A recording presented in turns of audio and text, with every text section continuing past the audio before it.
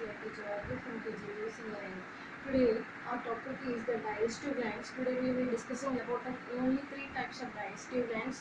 The first one is the salivary, and second one is the gastric, and third one is the intestinal gland. Okay, the salivary gland is present in our buccal cavity. This is our buccal cavity. The salivary glands are present in our buccal cavity, and this is associated with alimentary canal. We know the alimentary canal, mouth to anus is called as alimentary canal. In this alimentary canal, this is associated. That means that only connected with alimentary canal. And the remaining two, the gastric and intestinal glands are present in the alimentary canal. Those are not associated, not connected with the alimentary canal.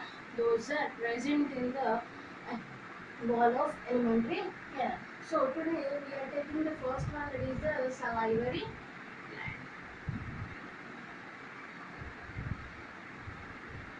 So the salivary glands are three types. Based on the location, we are dividing the salivary glands in three types. First, we see the location.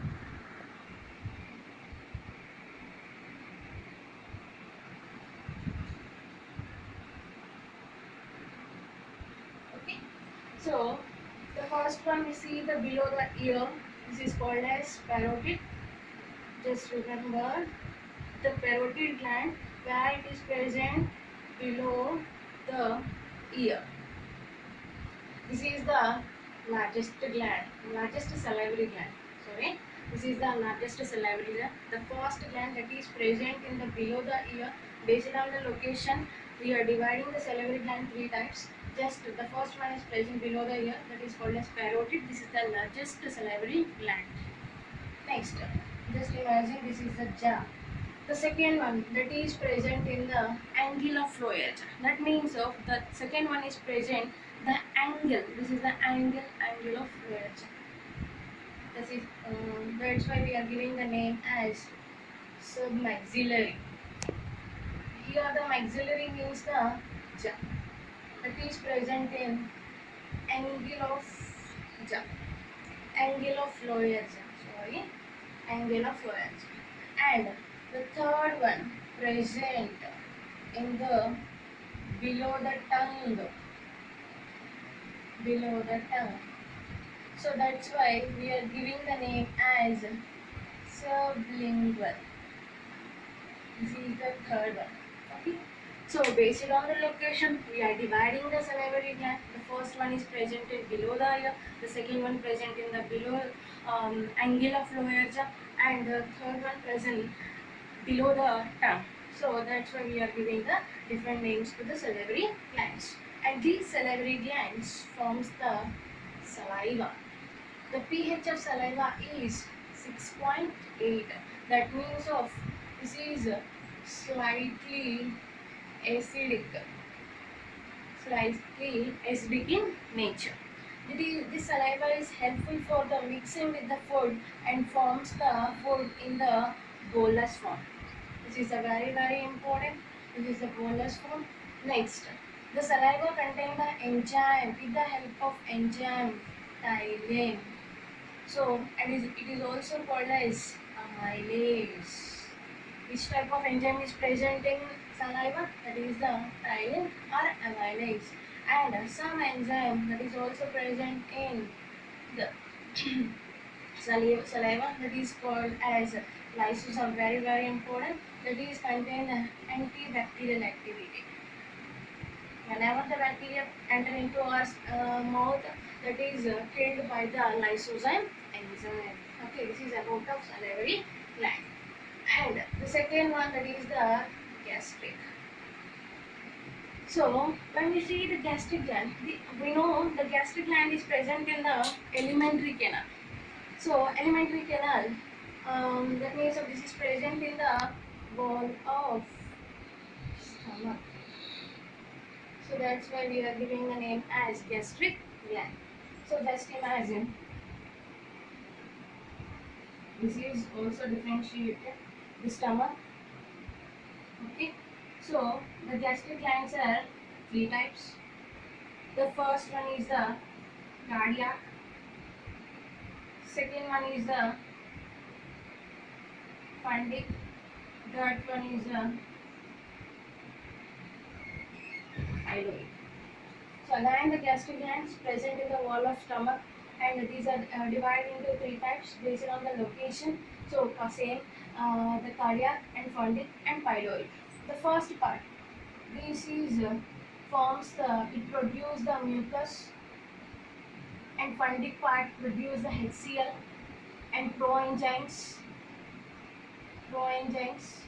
and also secrete the mucus.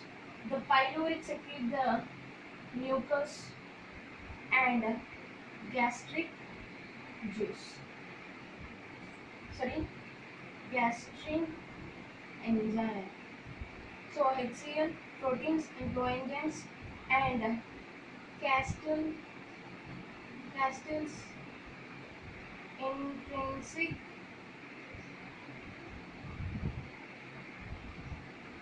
factor. So here we see the three types of here we see the three types of gastric glands. One is the cardiac and fundic and pyloric. Based on the location, we are giving the name. And cardiac produces the mucus, and fundic produces the HCl, coenzymes, and mucus, and castle intrinsic factor and mucus. Just these all forms the HC, all forms the gastric juice. This all forms the gastric juice. Here the HCl, the pH of HCl, pH of gastric juice. The gastric juice mainly contain the HCl. We know the HCl, hydrochloric acid. This is a very mostly acidic. So that means of the pH of this one is 0.9 to 1.8 pH of gastric juice. That means this is highly acidic in nature. So that's why it produces the mucus. Mucus is helpful for the protection of, it prevents the damaging of walls from the HCl. Okay, next, the HCl is useful act as a gastric juice, and the castle intrinsic factor. This is helpful for the absorption of vitamin B12.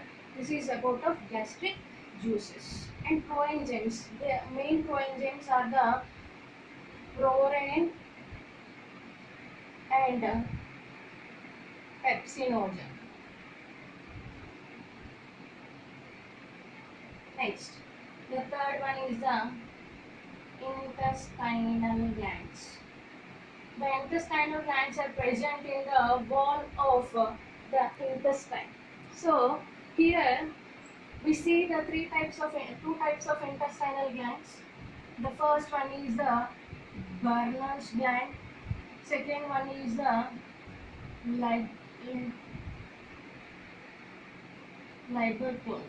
So here we see the two types of intestinal gland. The first one is the Bernard and second one is the Liverpool. And these two combine to form the intestinal juice. Intestinal juice. This is the intestinal juice also called as succus entericus. The other name, succus entericus. These succus entericus contain enzymes. Contain the enzymes like the peptidases like dipeptidases and tripeptidases and disaccharides like disaccharides like the sucrase, maltase and lactase. So, and also contain the intestinal lipases activator like enterokinase. So the intestinal juice contain the three types of glands. One is the burner and liver bone. These two forms the intestinal juice. That is also called as succus entericus, and contain the enzymes. These enzymes act on the proteins and carbohydrates and lipids, and that is helpful for the digestion of food, different types of food. And the intestinal glands also contain the Paneet cell, one type of cells, that is, this is a very important for MSET bit mostly. So the Paneet cells are produce the enzyme, that is the lysozyme. We know already the function of the lysosome: antibacterial activity, antibacterial activity.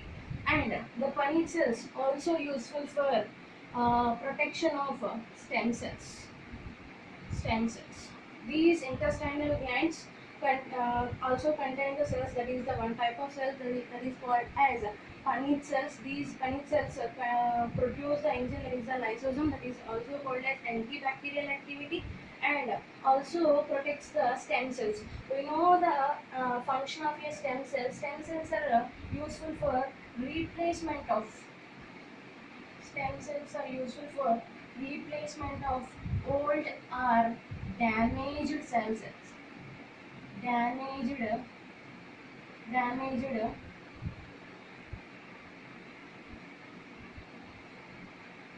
damaged, sorry, damaged ones. Okay. So this is about of the salivary gland. In the salivary gland, we are discussing about the three types of salivary gland, and the second gastric gland, and third one is the intestinal glands. In these intestinal glands, we must remember the burner gland and the liver bone, and these two forms the intestinal juice. And it is also contain the one type of very important Paneet cells. These produce the lysozyme enzyme, and also useful for the protection of stem cells. Stem cells, we know the function of a stem cell. This is useful for the replacement of old or damaged cells. Sorry, not walls. These are the damaged cells. Okay.